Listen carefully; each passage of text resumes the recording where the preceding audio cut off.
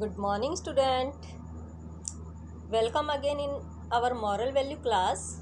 I am Asa Sharma, your storyteller. In our previous class, we read chapter 1, Gopi and his son. In our previous class, हम लोगों ने गोपी and his son की जो story थी उसको हमने लगभग आधा उसको लिसन कर लिया था, आधा अपन ने सुन लिया था। अब उसके आगे की जो स्टोरी होती है वो सुनाने से पहले मैं आपको थोड़ा सा उस स्टोरी का रिकैप करते हैं। हम लोग पीछे उसी स्टोरी का थोड़ा सा संक्षिप्तीकरण करते हैं, क्या था उस स्टोरी में, थोड़ा कनेक्टिंग होने के लिए उससे। ठीक है, तो क्या हुआ था कि गोपी जो था वो एक ओल्ड फादर था एक, और उसका एक बेटा था जो सिटी में रहता था, वहाँ पे कुछ काम करता था, जॉब करता था। अब वो अपने बेटे से मिलने के लिए शहर जाता है और बेटे से ऑफिस में मिल के आता है, उसको अपने साथ लाने के लिए भी बोलता है, लेकिन बेटे के वर्क का बर्डन अधिक होने की वजह से बेटा बोला कि मैं आपके साथ नहीं जा सकता। फिर थोड़े दिनों के बाद में क्या होता है कि जब उसके ऑफिस का वर्क थोड़ा सा उसे ऐसे लगता है कि कम हो गया है, वो रिलैक्स महसूस कर रहा था, तो वो सोचा कि चलो अपने गांव चल के आते हैं, अपने माता पिता से मिल के आते हैं। तो बेटा वहाँ आता है और क्या देखता है कि जो उनका पुश्तैनी मकान था, उनका जो घर का मकान था, उस मकान में अब उसके बूढ़े माता पिता नहीं रहते थे, वो कहीं दूसरी जगह रहने लग गए थे। ये बात भी उसे किसी नेबर से पता चली थी, है ना, यहाँ तक हो गया था। फिर वो एड्रेस जो नेबर ने उसको बताया, उस एड्रेस पे जाता है तो वो देखता है कि जहाँ पे वो ओल्ड मदर फादर उसके रह रहे थे, वो जगह एक ऐसे ग्रेवयार्ड की जैसे थी। ग्रेवयार्ड मीन्स एक कब्रिस्तान, एक शमशान भूमि, मतलब जहाँ पे लोग मर जाते हैं और फिर उनको वहाँ पे दफनाया जाता है, ऐसी जगह पे वो रह रहे थे उसके माता पिता। तो क्या रीज़न था उनका अपना घर छोड़ने का, और क्यों वो एक कब्रिस्तान में रहने लग गए थे, ये आगे की स्टोरी के अंदर हम लोग जानेंगे। तो चलो स्टार्ट करें। ओके, अपन ने कर लिया था कि जब वो शमशान घाट में जाता है तो वो अपने फादर से गले मिलता है। उसके बाद में देखते हैं क्या होता है। अपने फादर से गले मिलता है। Gopi said, what's wrong, why you are crying. वो अपने पापा को देख के रोने लग गया था। तो उसके पापा का नाम गोपी था। तो वो बोलता है कि बेटा आप क्यों रो रहे हो, आपके साथ कुछ गलत हुआ है क्या। Son didn't said anything and kept his head down. और उसके बेटे ने उसे कुछ नहीं बोला और उस सर नीचे कर लेता है, उसकी गोद में सर रख लेता है वो। Gopi wiped his tears and said, Gopi ने अपने बेटे के क्या किए, यहाँ से टीयर्स, आंसू को क्या किया, पोछा, आंसू पोछ दिए उसके। आंसू पोछते हुए क्या कहता है, वाई आर यू सैड, तुम इतने उदास क्यों हो रहे हो। हैज एनीथिंग रॉन्ग हैपन, क्या तुम्हारे साथ कुछ गलत हुआ है। The son replied, no dad, बेटे ने कहा नहीं पिताजी। I never thought to see you in such condition, मैंने वो अपने फादर की दशा पे, कंडीशन पे क्या रो रहा था, तो बोला मुझे आपकी ये दशा देख के मुझे बहुत अधिक रोना आ रहा है। Why are you living here, आप लोग यहाँ कब्रिस्तान में क्यों रहने लग गए। Why did you left that house in the village, आपने अपना गाँव वाला घर क्यों छोड़ दिया। गोपी रिप्लाइड सन, गोपी ने अपने बेटे को रिप्लाई किया, उसकी बात का आंसर दिया। क्या देता है, I had taken a loan for your study and you move to the city.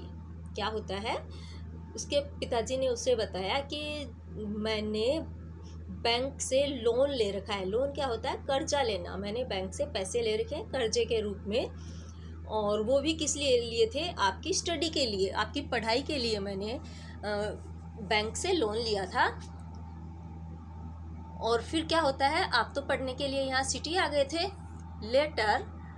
Letter due to loss in farming I was not able to repay that डेप्ट। क्या बोलता है कि आप तो यहाँ सिटी में आके रहने लग गए, और मुझे फार्मिंग में, वो खेती का काम करता था, फार्मर था, तो फार्मिंग के अंदर मुझे लॉस हुआ, मुझे घाटा लग गया, मतलब अनाज ज़्यादा पैदा नहीं हुआ, बारिश नहीं हुई होगी, उस कारण से उसके खेत में अनाज नहीं हुआ, और वो बैंक का जो लोन था वो पे नहीं कर पाया था, मैं नहीं चुका पाया था, एबल टू रिपे दैट डेब्ट, वो कर्ज मैं नहीं चुका पाया। आई कम टू यू एंड सा you were already stressed with your work, इसीलिए मैं आपके पास गया था सिटी में, बट मैंने वहाँ जाके देखा कि आपके पास तो ऑलरेडी काम का इतना बर्डन है, आप खुद स्ट्रेस्ड हो, तनाव में हो, आप खुद दुखी हो अपने काम की वजह से। I didn't want to burden you with this problem, तो आपको ऐसी सिचुएशन में देख के बेटा मैंने तुम्हें ज़्यादा बर्डन नहीं दिया। मैंने सोचा कि आप तो खुद ही इतने परेशान हो रहे हो और मैं अपनी प्रॉब्लम और बताऊंगा तो आप खुद और ज़्यादा स्ट्रेस में आ जाओगे। So I had to sell our house repay the loan, तो फिर मैं जब गांव आया वापस तो मैंने आके अपना जो पुश्तैनी जो मकान था, अपना जो घर था, उसको मैंने क्या कर दिया, सेल कर दिया। सेल करना मतलब बेच दिया। रिपे, और फिर उससे जो पैसे मिले थे उससे मैंने क्या किया, बैंक का लोन चुका दिया। The son whispered but you could have told me I am your son. The son whispered, whispered क्या होता है, सन तो बेटा है, और विस्पर्ड यहाँ पे विस्पर्ड होता है होठों होठों में कुछ बोलना, धीरे से बोलना, बुदबुदाना, फुसफुसाना। धीरे से बोलने को हम क्या बोलते हैं हिंदी में, बुदबुदाना या फिर फुसफुसाना। इंग्लिश में होता है विस्पर्ड। तो वो धीरे से बुदबुदाया, फुसफुसाया और बोलता है कि आप मुझे बता सकते थे मैं आपका बेटा हूँ। द सन गोपी रिप्लाइड, फिर उसकी बात का उसके पिताजी गोपी जो है वो रिप्लाई करते हैं, son I didn't want to cause you any trouble. बेटा मैं आपको किसी भी कारण से और है ना ट्रबल में नहीं डालना चाहता, मैं आपको दुखी नहीं देखना चाहता।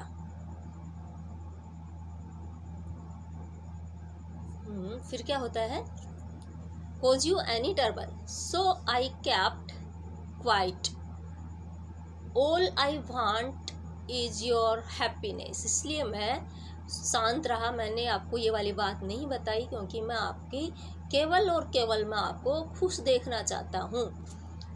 The sad son hugged his father tightly and apologised for not helping him. The son sad hugged his father tightly, बेटा उस अपने फादर को टाइटली हग करते हुए, गले लगाते हुए और बहुत ही अपोलाइज होता है, दुखी हुआ, माफ़ी मांगता हुआ, उसने अपने आप को बहुत दुखी देखा। उसे महसूस हुआ कि वो अपने फादर की बिल्कुल भी हेल्प नहीं कर सका। And letting him to go off the day, और फिर ऐसी दुखी अवस्था में मैंने उनको उस दिन छोड़ दिया। He asked for his forgiveness, और अपनी इस गलती पे उसने फॉरगिवनेस, माफ़ी मांगी। फिर क्या होता है, गोपी रिप्लाइड, गोपी आंसर देता है, डोंट बी सॉरी सन, बेटा दुखी मत हो। I am happy to see you and all I want is that you spend some time with us. बाप उसका पिताजी क्या बोलता है, गोपी क्या बोलता है, डोंट बी सॉरी सन, बेटा दुखी मत हो। I am happy to see you, मैं तो आपको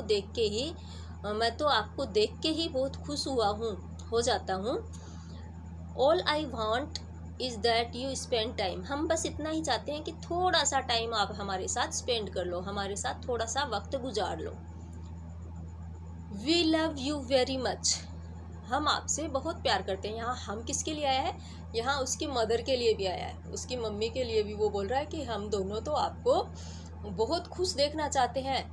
and in this old age, इस बूढ़ी अवस्था में और हमें क्या चाहिए, बस हमें तो यही चाहिए कि थोड़ा सा समय आप हमारे साथ बिता लो।